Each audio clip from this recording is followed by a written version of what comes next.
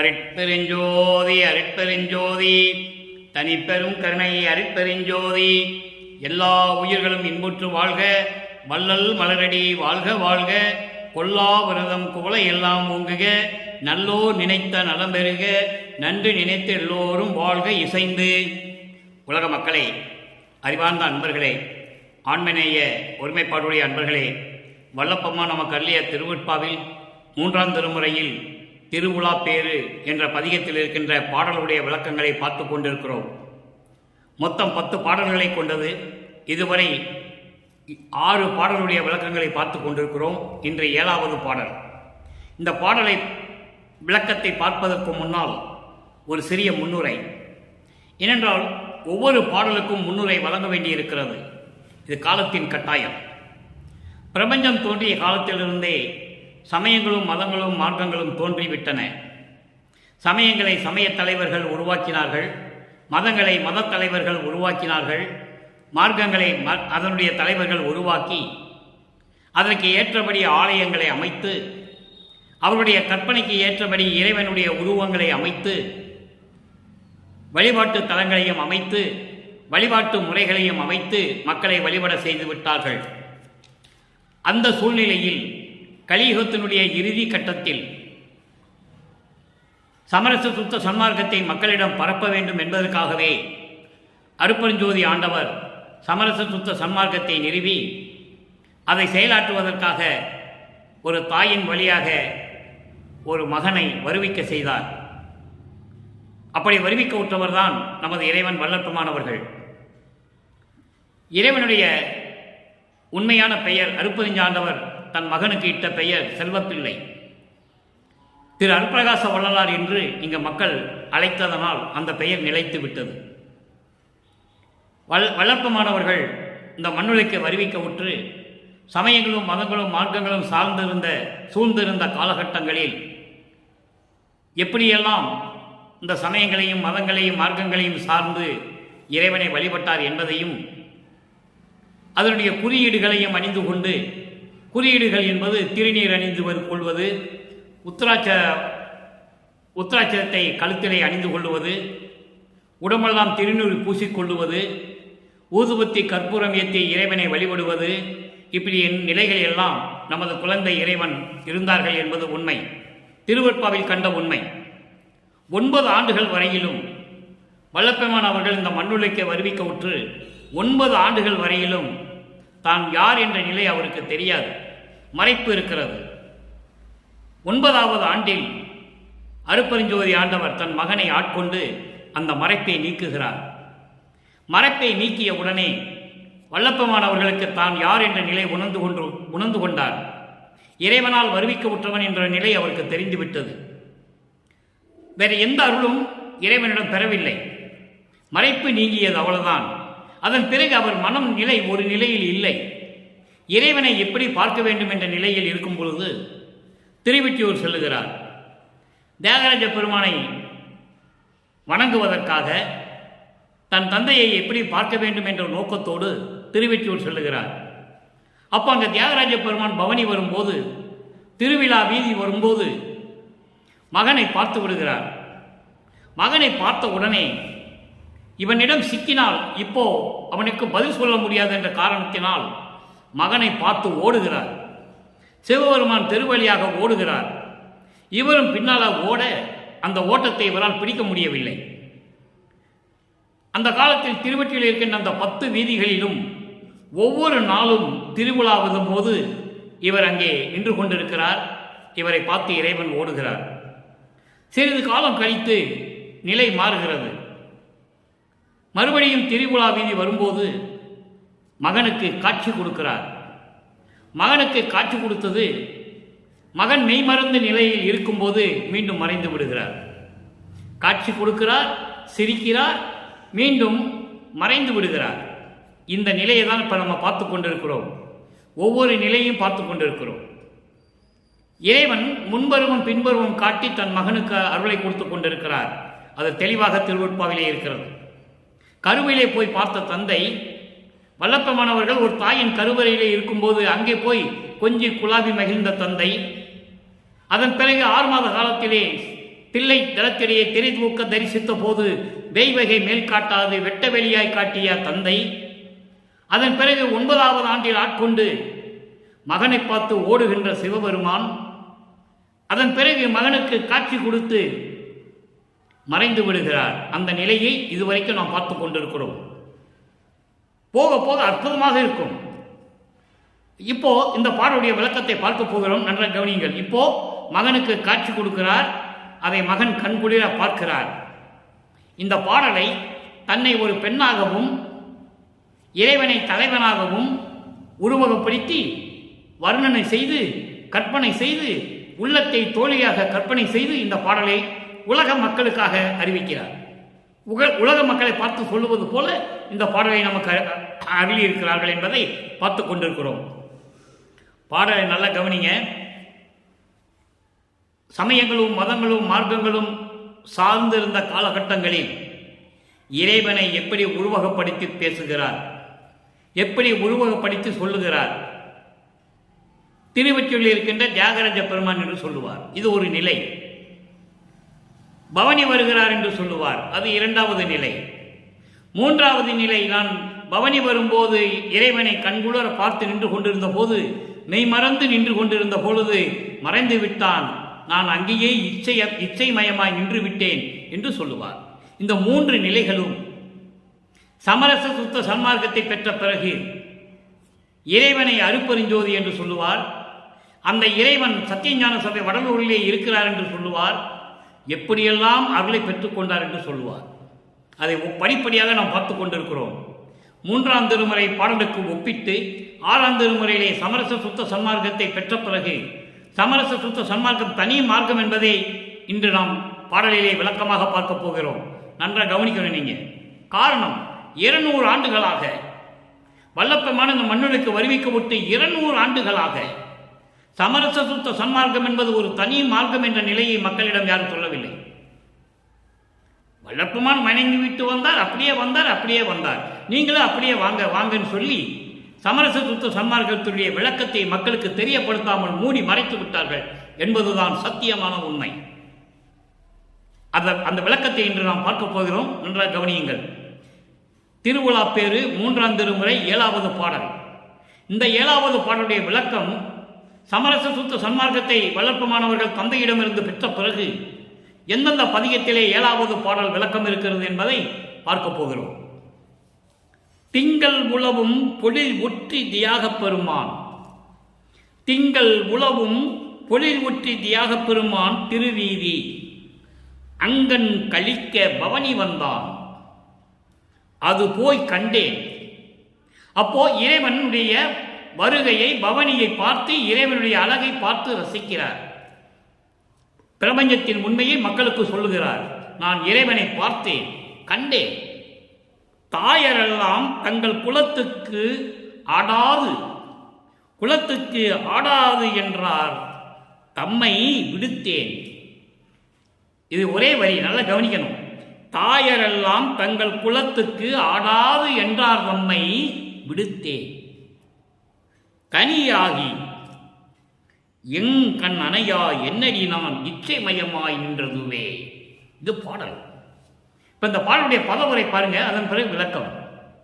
திங்கள் உலவும் பொழில் ஒற்றி, ஒற்றி என்பது திருவொற்றியூர். திங்கள் உலவும் எழில், பௌர்ணமி நிலா வெளிச்சத்தில் அழகாக விளங்கக்கூடிய, அழகாக தெரிந்து கொண்டிருக்கின்ற திருவொற்றியூரிலே இருக்கின்ற தியாகராஜ பெருமான் திருவீதி பவனி வரும்போது என் கண்ணால் கண்டு ரசித்தேன்.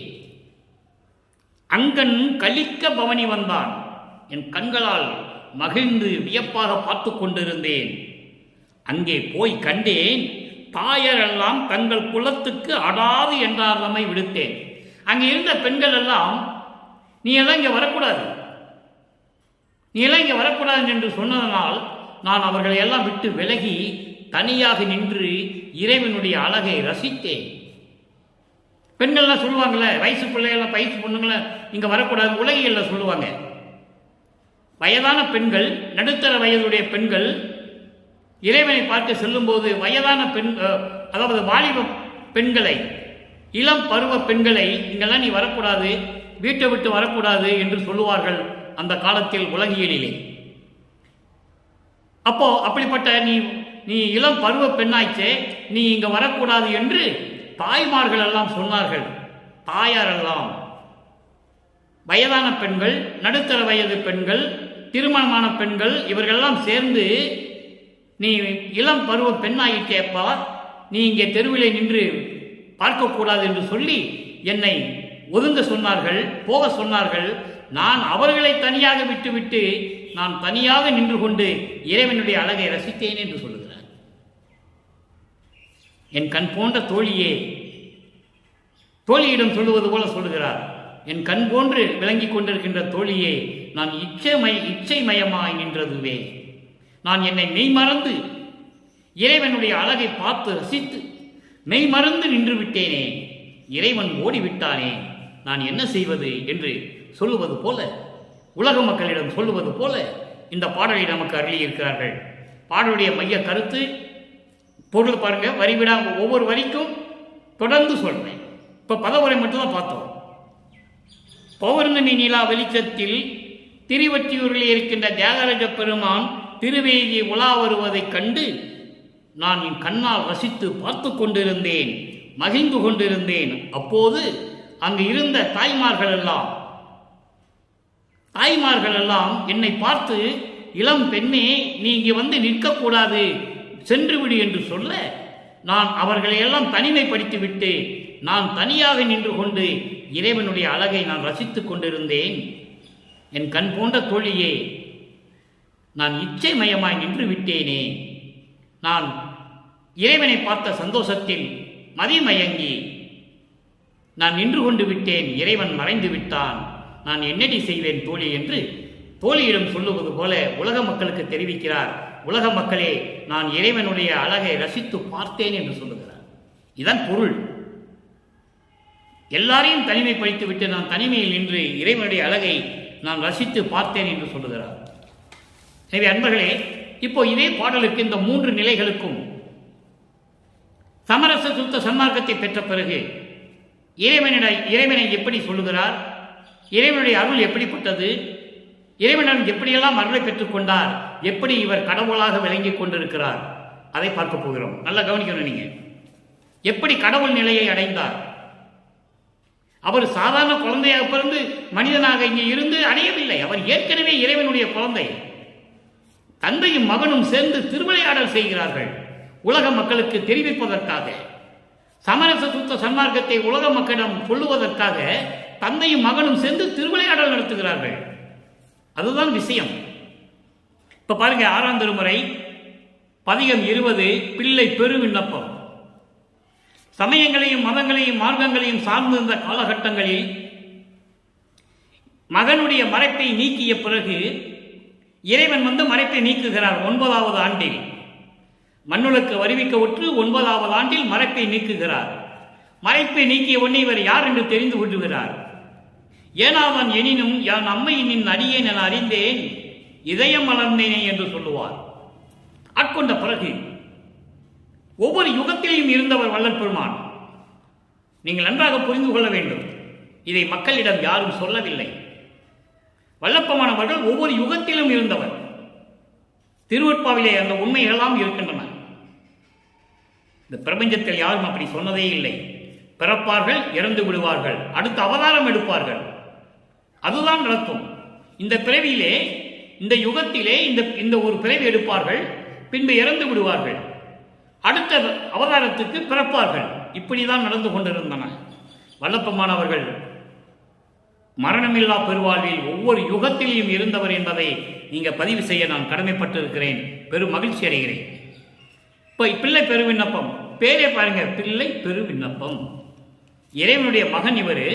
அவரு இறைவனிட்டு விண்ணப்பம் வைக்கிறார். எப்படி பாருங்க, இரும்பு நேர் மனத்தேன்.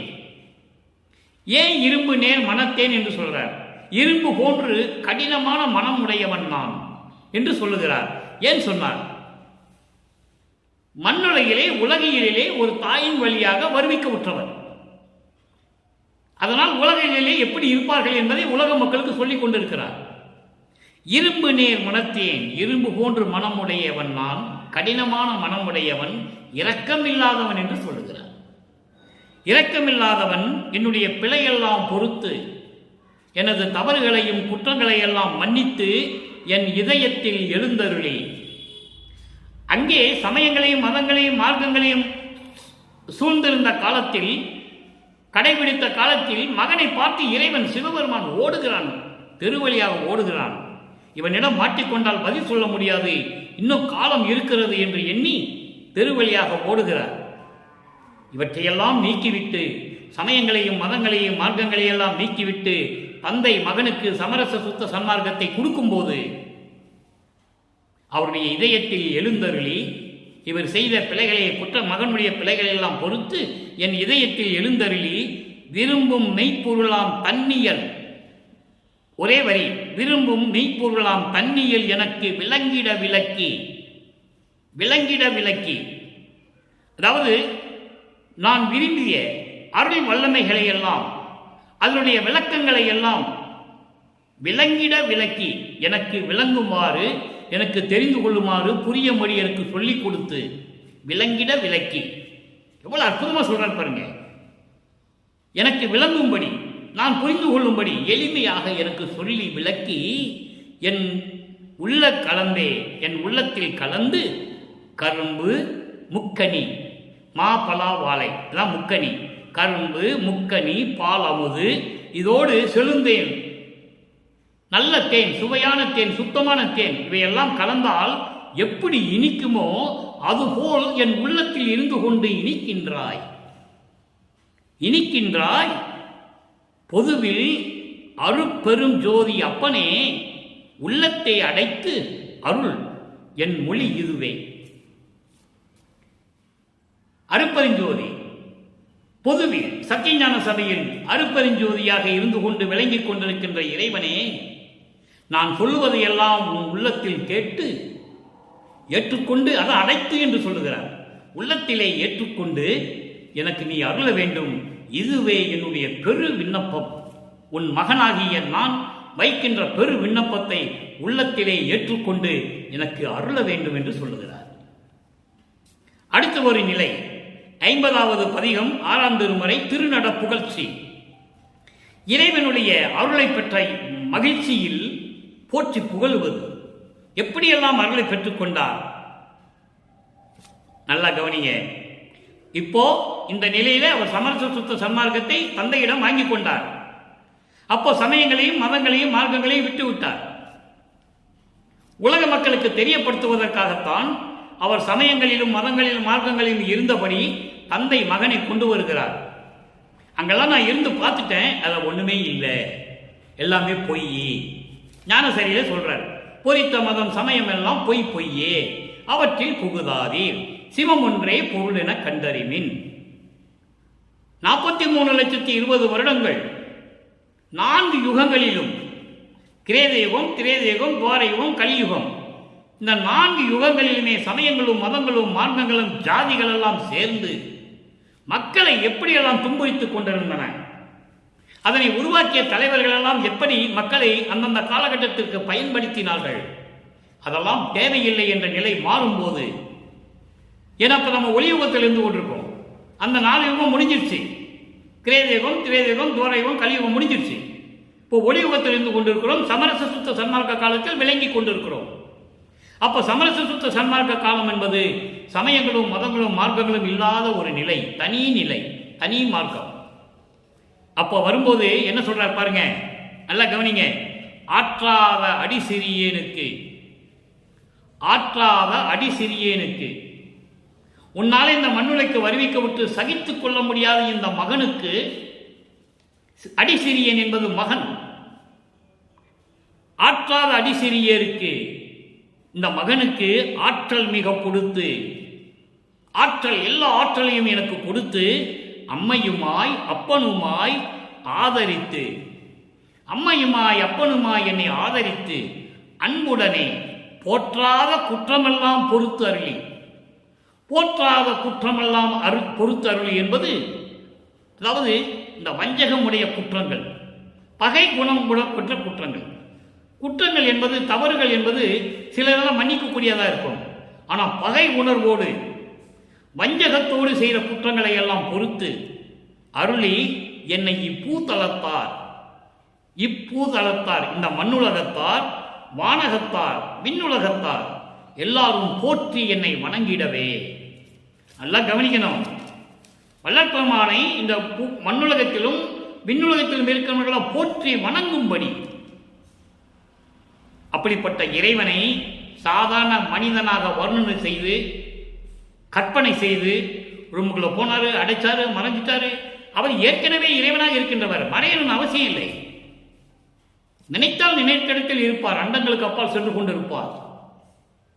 இந்த மண்ணுலகத்திலும் விண்ணுலகத்திலும் போற்றி மதித்திடவே என்னை போற்றி வணங்கும்படி ஏற்றாத உயர்நிலை ஏற்றி, யாரும் அடைய முடியாத நிலையை ஏற்றி, அதுதான் கடவுள் நிலை, அதுதான் 16வது நிலை, அதுதான் கடவுள் நிலை அறிந்து அமயமாத நிலை.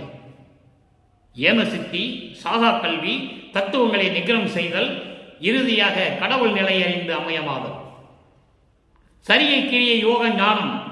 முதலில் இந்த 12 நிலைகளை விட்டுவிட்டு சரியை கிரிய யோகம் முன்னாங்க 12 அந்த நிலையெல்லாம் வேண்டாம். அது சமயங்களும் மதங்களும் மார்க்கங்களும் சார்ந்த நிலைகள். 13வது நிலையிலிருந்து மரணமில்லா பெருவாழ்வு ஆரம்பிக்கிறது. ஞான சரியை, 14வது நிலை ஞான கிரியை, 15 ஞானத்தில் யோகம், 16வது ஞானத்தில் ஞானம். இந்த நிலையை இறைவனுக்கு அப்புறம் இருக்கின்ற நிலை வல்லப்பமானவர்கள் ஒருவர் தான் என்பதை இங்க பதிவு செய்ய நான் கடமைப்பட்டிருக்கிறேன். அப்படி விண்ணுலகமும் மண்ணுலகமும் எல்லாரும் என்னை போற்றி மதித்திடவே ஏற்றாத உயர்நிலை மேல் ஏற்றி எல்லாம் வல்ல இறைமையும் தந்து, இறைமையும் தந்து கடவுள் நிலையை கொடுத்து எனக்கு அற்புதம். இந்த பிரபஞ்சத்தில் தோன்றிய கோடிக்கணக்கானவர்கள் தோன்றினார்கள். எனக்கு கடவுள் நிலையில் நான் இருக்கிறேன் என்று யாரும் சொன்னதில்லை. எந்த முனிவனும் எந்த ரிஷியும் பிரம்மனும் திருமால் கூட சொன்னதில்லை நான் கடவுள் என்று. என்ன படைத்தவனே இன்னொருத்தன் என்று சொல்லுவார்கள், புராணங்களில் உண்டு. ஏன் திருமாலுக்கு 10 அவதாரம் கொடுத்ததே அருட்பெருஞ்சோதி ஆண்டவர் தானே. இப்படி பல விஷயங்கள் இருக்கின்றன. அதெல்லாம் பேசிக்கிட்டு போனால் நமக்கு நேரம் பத்தாது, நேரம் கடந்துகிட்டே இருக்கும். அப்போ ஏற்றாத உயர்நிலை நிலை ஏற்றி எல்லாம் வல்ல இறைமையும் தந்து, இறைமை என்பது கடவுள் நிலையை கொடுத்து என்னை கடவுளாக்கி அருளிய என் இறைவனே, எனக்கே தோற்றாத தோற்றுவித்த, எனக்கு மட்டும் பார்க்க முடியாத, யாரும் காண முடியாத, யாருக்கும் காட்சி பார்க்க முடியாத எல்லாம் எனக்கு காட்டி, யாரும் பார்க்க முடியாத காட்சிகளை எல்லாம் எனக்கு காண்பித்து, அதன் தோற்றாத தோற்றுவித்து துறையே, தோற்றாத தோற்றுவித்த துறையே, என் உள்ளத்தே சுத்த நடமுறுகின்ற சித்த சிகாமணியே. சுத்த நடமுறுகின்ற, கவனிக்கணும் நீங்க, சமயங்களிலும் மதங்களிலும் மார்க்கங்களிலும் கலந்திருந்த நடராஜனும் சரி, சிவபெருமானும் சரி, சொக்கனும் சரி, யாராக இருந்தாலும் சரி, சமயங்களையும் மதங்களையும் மார்க்கங்களையும் சேர்ந்த நடனங்கள் அதெல்லாம் சுத்த சன்மார்க்கத்திலே சுத்த சன்மார்க்க நெறியை கொண்ட சுத்த நடமுறுகின்ற, எல்லாம் விட்டு விட்டு வந்த இறைவன் அருட்பெருஞ்சோதி, சுத்த நடமுறுகின்ற சித்த சிகாமணியை என்று சொல்லி இந்த பாடலை நமக்கு அறிவிக்கிறார்கள். ஆக அன்பர்களே, வள்ளல் பெருமானை மண்ணுலகத்திலும் விண்ணுலகத்துக்காரும் போற்றும்படி மதிக்க வணங்க என்னை கடவுள் நிலையில் வைத்துக் கொண்டிருந்த இறைவனை என்று சொல்லுகிறார். அப்போ வள்ளல் பெருமான் யார்?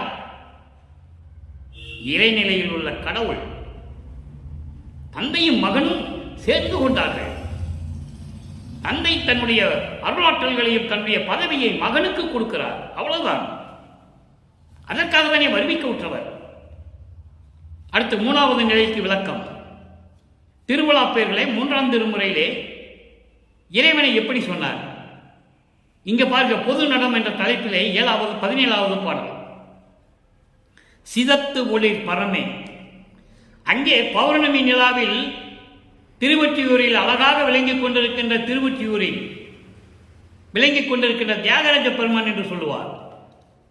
அந்த இறைவன் மதங்களையும் மார்க்கங்களையும் சார்ந்து இருந்தவன். இங்கே சமரச சுத்த சன்மார்க்கத்தை பெற்ற பிறகு அதே இறைவனை எப்படி சொல்லுகிறார்?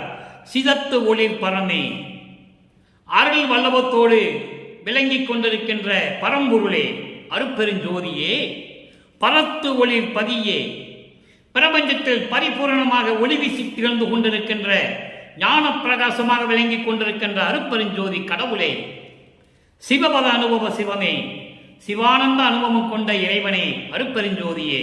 அதான் 16வது நிலையில் இருக்கிறதா சிவ அனுபவம், அதான் சிவவெளி. அப்படிப்பட்ட இறைவனே, மதத்தடை தவிர்த்த மதியே. எவ்வளவு அற்புதமான ஒரு வரி தெரியுமா அது? நண்பர்களே நல்ல கவனிங்க. மதத்தடை தவிர்த்த மதியே. ஒரு மதி சொல்லல, 3 மதி சொல்றார். மதியே. மதத்தடை தவிர்த்த, மதங்களுடைய தடைகளை எல்லாம் நீக்கி என்றும் சொல்லலாம். ஆணவம், செருக்கு, அவற்றையெல்லாம் நீக்கி என்றும் சொல்லலாம். ஆனால் இங்கே சொல்லுவது மதத்தடை நீக்கி என்பது மதங்களை விட்டு நீக்கி. மதங்கள் புத்த மதம், சமண மதம், இந்து மதம், கிறிஸ்துவ மதம், இஸ்லாமிய மதம், யூத மதம், சீக்கிய மதம், இப்படி ஏகப்பட்ட மதங்கள் இருக்கின்றன. அந்த தடைகளை எல்லாம் நீக்கி மதியே, அறிவிக்கு அறிவாக விளங்கிக் கொண்டிருக்கின்ற மெஞ்ஞான அறிவுடைய இறைவனே, அறிவிக்கு அறிவாக விளங்கிக் கொண்டிருக்கின்ற இறைவன் என்று சொல்லுவார். 6ஆம் திருமுறையிலே பல இடங்களிலே சொல்வார் வளர்ப்பு மாணவர்கள் இறைவனை. அறிவுக்கு அறிவாக விளங்கிக் கொண்டிருக்கின்ற மெஞ்ஞான அறிவை என்று சொல்லுவார். மெஞ்ஞானியுடைய அப்படிப்பட்ட இறைவனே, மதிநிறை அமுத நல் வாய்ப்பே, பரிபூரணமாக அறிவாற்றலோடு விளங்கிக் கொண்டிருக்கின்ற இறைவனே, நல்ல வாய்ப்பே, நல்ல வரமே, சதத்திருநெறியே. சதத்திருநெறியே இங்க சொல்ற பாருங்க, எப்படி சொல்ற பாருங்க. சதத்திருநெறியே, சதம் என்பது அழியாத, திருநெறியே சமரச சுத்த சன்மார்க்கத்தை கொண்ட தலைவனே, அழியாத என்றும் நிலைக்கக்கூடிய நிலைபேறு உடைய சமரச சுத்த சன்மார்க்க நெறிகளை கொண்ட இறைவனே, தனி நெறி துணையே. தனி நெறின்னு சொல்லிட்டாரா? சமரச சுத்த சன்மார்க்க நெறி என்பது தனி நெறி. அது சமயங்களையும் மதங்களையும் மார்க்கங்களையும் சாராது. இதற்கும் அதுக்கும் சம்பந்தமே இல்லை. மதங்களுக்கும் மார்க்கங்களுக்கும் சமயங்களுக்கும் சமரச சுத்த சன்மார்க்கம் சம்பந்தமே கிடையாது. இது இறைவனை நேரடியாக பார்க்கக்கூடிய மார்க்கம், இறைவனுடைய அருளை நேரடியாக பெறக்கூடிய மார்க்கம். அதான் தனி நெறி துணையை என்று சொல்லுகிறார். சமயங்களையும் மதங்களையும் மார்க்கங்களையும் சாராது தனித்த முறையில் ஒப்பற்ற நிலையில் இருந்து கொண்டிருக்கின்ற சமரச சுத்த சன்மார்க்கத்தினுடைய நெறியினுடைய துணையே, சாமியே, தந்தையே, தாயே. இறைவனை கொஞ்சுகிறார், மகிழ்கிறார், கொஞ்சி மகிழ்கிறார். சாமியே, தந்தையே, தாயே, புதப்பெரு வரமே. புதப்பெரு வரமே என்பது மெஞ்ஞான அறிவால் விளங்கிக் கொண்டிருக்கின்ற இறைவனே. மெஞ்ஞான அறிவு என்பது நான் ஏற்கனவே பல தடவை கூறியிருக்கிறேன். ஞானம் என்பது வேறு, மெஞ்ஞானம் என்பது வேறு. இந்த பிரபஞ்சம் தோன்றிய காலத்திலிருந்து எல்லாருமே ஞானம் பெற்றார்கள். அதில் எந்த விதமான மறுப்பு இல்லை, மறுக்கவும் முடியாது. வல்லப்பமானே சொல்லுகிறார், இவர்களெல்லாம் கர்ம சித்தி யோக சித்தியில் சென்றவர்கள், ஞான சித்தியை பெற்றவர்கள், மெஞ்ஞானம் அறிவுடையவர்கள். பிரம்மனும் திருமாலுக்கே மெஞ்ஞானம் கிடையாது. தெளிவாக சொல்லுகிறார் திருமுறையிலே, நான்முகத்தோனும் திரு நெடுமாலும் மெஞ்ஞானம் என்னும் வான் கொண்டு வான்முக கண் கொண்டு காணாமல் தன் உருமாறியும். பிரம்மன் அன்னப்பறவையாக உருவம் எடுக்கிறான், இவன் பன்றியாக உருவம் எடுத்து இறைவனுடைய அடியை முடியை தேடி செல்றாங்க, பார்க்க முடியல. அப்ப அவங்களுக்கு மெஞ்ஞானம் இல்லை. மெஞ்ஞானம் இருந்தால் இருந்த இடத்திலேயே இறைவனை பார்த்திருக்கலாம். இறைவனுடைய அடியையும் முடியையும் மெஞ்ஞானம் கொண்டு பார்க்க முடியவில்லை என்று சொல்லுகிறார். அப்படிப்பட்ட புதப்பெரு வரமே, புதப்பெரு வரமே என்பது மெஞ்ஞான அறிவோடு விளங்கிக் கொண்டிருக்கின்ற எனது இறைவனே, அருட்பெருஞ்சோதியே, புகழுக்கு அரும் தரமே. புகழுக்கு அரும் தரமே. இந்த புகழ் என்பது சொல்லுவதற்கு அரிய, சொல்லுவதற்கு அரிய நிலையில் இருக்கின்ற இறைவனே, சொல்லுவதற்கு அரிய நிலையில் இருக்கின்ற இறைவனே, பொது நடம் புரிகின்ற பொருளே, பொது நடம் புரிகின்ற பொருளே. சத்தியஞான சபையில் அருள் நடனம் செய்து கொண்டு அருளாட்சி செய்து கொண்டு இந்த உலகத்தை இயக்கிக் கொண்டிருக்கின்ற அருட்பெருஞ்சோதியே என்று சொல்கிறார். பொருள் என்பது அருட்பெருஞ்சோதி இறைவன். இறுதியாக ஒரே ஒரு விளக்கம் நண்பர்களே, நன்றாக கவனியுங்கள். 65வது பதிகம் அடைக்கலம் புகுதல். அடைக்கலம் புகுதல் 7வது பாடல். இறைவனுடைய அருளை பெற்ற பிறகு அதை எப்படி உலக மக்களுக்கு சொல்லுகிறார்? சமயங்களும் மதங்களும் சாராத நிலையில் சமரச சுத்த சன்மார்க்கத்தை பெற்ற பிறகு அதையெல்லாம் விட்டு ஒதுக்கிவிட்டு இறைவனர் பெற்ற அருளை எப்படி சொல்லுகிறார் என்பதை பார்க்க போகிறோம். வல்லப்பெருமானை கொடியேற்றி வைத்து சமரச சுத்த சன்மார்க்க கொடியை ஏற்றி வைத்து பேருபதேசம் செய்யும் போது நான் சமயங்களையும் மதங்களையும் மார்க்கங்களையும் சார்ந்து இருந்தது உண்மைதான், நான் மறுக்கவில்லை. அப்போ எனக்கு அற்ப அறிவாக இருந்தது என்று சொல்லுவார். அற்ப அறிவு என்பது அவருக்கு அறிவு இல்லாமல் இல்லை, அவர் கடவுள். மக்களை சமாதானப்படுத்துவதற்காக எனக்கு அப்போ அற்ப அறிவாக இருந்தது என்று சொல்லுகிறார்.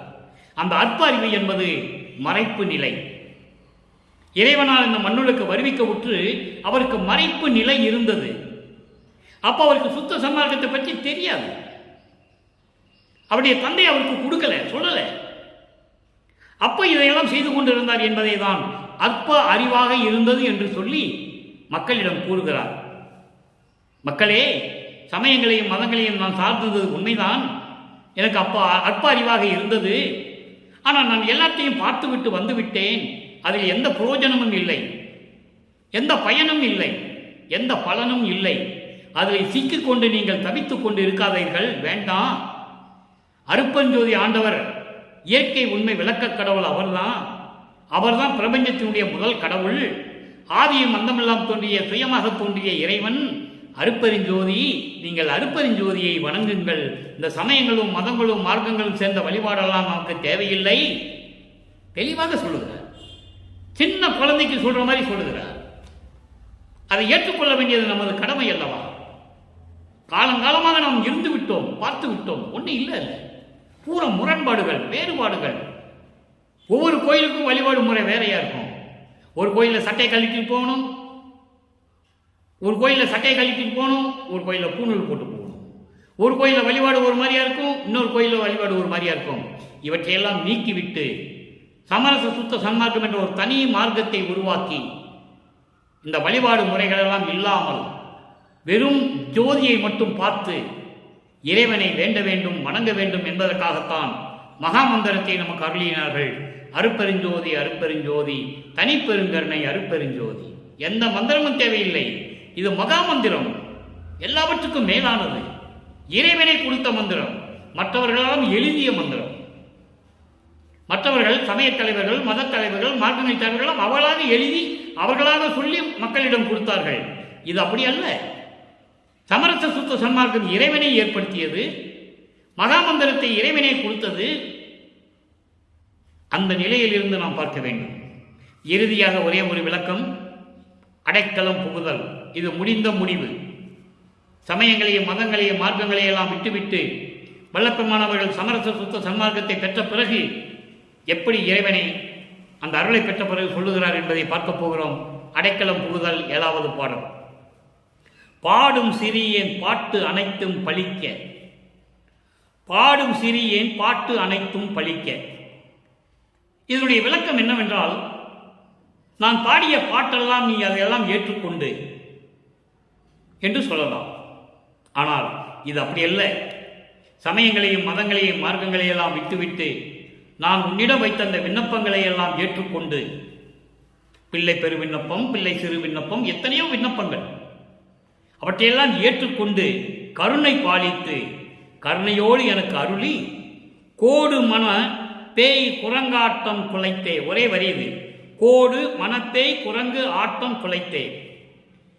அளவில்லாத அளவிற்கு இந்த மனப்பேய் இருக்கிறதே, அது குரங்கு எப்படி தாவி தாவி தாவி செல்லுகிறதோ, இந்த மனம் பேய் போன்று குரங்கு போன்று எப்படி தாவி தாவி செல்லுகிறதோ அவற்றையெல்லாம் நீக்கி அழித்து, குலைத்து என்பது அழித்து, எனது மனத்தில் இருக்கின்ற இந்த நிலைகளையெல்லாம், துயரங்களையும் துன்பங்களையெல்லாம் அழித்து மனத்தை அடக்கி, பேய் போன்றும் குரங்கு போன்றும் ஆடிக்கொண்டிருந்த, அளவில்லாமல் ஆடிக்கொண்டிருந்த, அதான் கோடு என்று சொல்லுகிறார். வரம்பு இல்லாமல், ஒரு வரம்பு இல்லாமல், ஒரு எல்லை இல்லாமல், அளவில்லாமல் இந்த மனம் பேய் போன்றும் குரங்கு போன்றும் தாவி தாவி என்னை எப்படியெல்லாம் துன்புறுத்தியதோ அதையெல்லாம் அழித்து, அவற்றையெல்லாம் நீக்கி எனது மனதை ஒருநிலைப்படுத்தி, அதான் பொருள். எனது மனதை ஒருநிலைப்படுத்தி சீற்ற கூற்று அளித்து, சினமுடன் வருகின்ற அந்த மரணத்தை ஒழித்து, நண்பர்களே நல்லா கவனிக்கணும், பிரபஞ்சத்தில் யாரும் சொன்னதில்லை. ஏன் இவர் இறைவனாக இருந்து கொண்டு கூட ஏன் சொல்லுகிறார் என்றால், மக்களுக்கு தெரியப்படுத்த வேண்டும் என்பதற்காக. சமரச சுத்த சன்மார்க்கத்தை மக்களிடம் சொல்லி மக்களெல்லாம் மரணமில்லா பெருவாழ்வில் இருக்க வேண்டும் என்பதற்காக, இறைவனுடைய அருளை பெற வேண்டும் என்பதற்காக, அவர்கள் வாழ்வாங்கு வாழ வேண்டும் என்பதற்காக, நோயற்ற வாழ்வில் வாழ வேண்டும் என்பதற்காக உலக மக்களுக்கு தெரியப்படுத்துகிறார். உலக மக்களே, சமரச சுத்த சன்மார்க்கத்துக்கு வாருங்கள், சத்திய ஞான சபைக்கு வாருங்கள், புலையும் கொலையும் தவிர்த்து வாருங்கள், உயிரின் மேல் கருணையோடும் தயவோடும் இருங்கள். எவ்வளவு அற்புதமாக சொல்லியிருக்கிறார்கள்.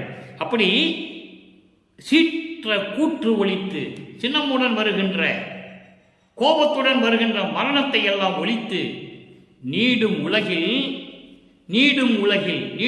என்றால் இந்த பரந்த உலகில், இந்த பரந்த உலகில் அழியாத நிலை மேல் என்னை வைத்து, பெரியோர்களே, கற்றோர், கல்வி கற்ற சான்றோர்களே, நீங்கள் எத்தனையோ புராணங்களையும் காவியங்களையும் எல்லாம் படித்திருக்கலாம். யாராவது இந்த நிலையை, இப்படிப்பட்ட ஒரு நிலையை யாராவது சொல்லி இருந்தால் எனக்கு நீங்கள் தயவு செய்து தெரியப்படுத்துங்கள், நானும் தெரிந்து கொள்ளுகிறேன். யாருமே இல்லை உலகத்திலே, பிரபஞ்சத்திலே கிடையாது. அழியாத நிலையில் என்னை இருக்க வைத்து, எனது மரணத்தை நீக்கி, சீற்ற கூற்று ஒழித்து, நீடும் உலகில் அழியாத நிலை மேல் என்னை வைத்து, என் உள்ளத்தை ஆடும் கருணை பெருவாழ்வே, என் உள்ளத்தில் விளங்கிக் கொண்டிருக்கின்ற, என் உள்ளத்தில் அருளோடு விளங்கிக் கொண்டிருக்கின்ற கருணை பெருவாழ்வே, அடியேன் உந்தன் அடைக்கலமே, நான் உன் மகன் அல்லவா, உன்னை மீறி நான் எதை செய்வேனா? முடியாது. தெளிவா சொல்லுவார். ஐவகை தொழிலும் என்பால் அளித்தனை அது கொண்டு செய்வகை தெரிவித்து, இன்று முதல் என்னோடு சேர்ந்து ஒன்றாய் இருத்தல் வேண்டும். பொய்வகை அறியே, பொய் புகழே, நான் உன்னை தவிர நான் எதையும் செய்ய மாட்டேன், உன்னை கேட்டுதான் செய்வேன், என் உள்ளத்துக்குள்ள வந்துரு, நீ என்ன சொல்றியோ உள்ளத்திலிருந்து அதை தானே நான் செய்ய போறேன். தெளிவாக சொல்லுவார். அதை தான் இங்கே சொல்லுகிறார். அடியேன் உன் அடைக்கலமே, நான் உன் அடைக்கலமே என்று சொல்லி இந்த பாடலை நாம் கருதியிருக்கிறார்கள். எனவே அன்பர்களே, 3ஆம் திருமுறையில் திருவிழா பேருக்குரிய 7வது பாடலுடைய விளக்கம், சமயங்களையும் மதங்களையும் மார்க்கங்களையெல்லாம் விட்டுவிட்டு சமரச சுத்த சன்மார்க்கத்தை பெற்ற பிறகு எப்படியெல்லாம் அருளை பெற்றுக்கொண்டார் என்பதையும், அவருடைய கடவுள் நிலையையும், வல்லற்பனுடைய கடவுள் நிலையையும் உலக மக்களுக்கு தெளிவாக நமக்கு தெரியப்படுத்தி இருக்கிறார்கள். இதனுடைய சாராம்சம், சுருக்கமான விளக்கம் என்னவென்றால், உலக மக்களே, நீங்களும் சமயங்களையும் மதங்களையும் மார்க்கங்களையும் எல்லாம் விட்டுவிட்டு தனி மார்க்கமான, இறை மார்க்கமான சமரச சுத்த சன்மார்க்க சங்கத்தில் இணைந்து நீங்கள் இறைவனை வழிபட்டு இறைவனுடைய அருளையும் பொருளையும் செல்வங்களையெல்லாம் பெற்றுக்கொண்டு நோயற்ற வாழ்வை இந்த உலகில் நீங்கள் வாழ்வாங்கு வாழ வேண்டும் என்று வாழ்த்தி, இறைவனுடைய தயவோடையும் கருணையோடு இந்த வள்ளலார் மொழியன் விடைபெறுகிறேன். மீண்டும் நாளை சந்திப்போம். நன்றி, வணக்கம். அருட்பெருஞ்சோதி, அருட்பெருஞ்சோதி, தனிப்பெரும் கருணை அருட்பெருஞ்சோதி.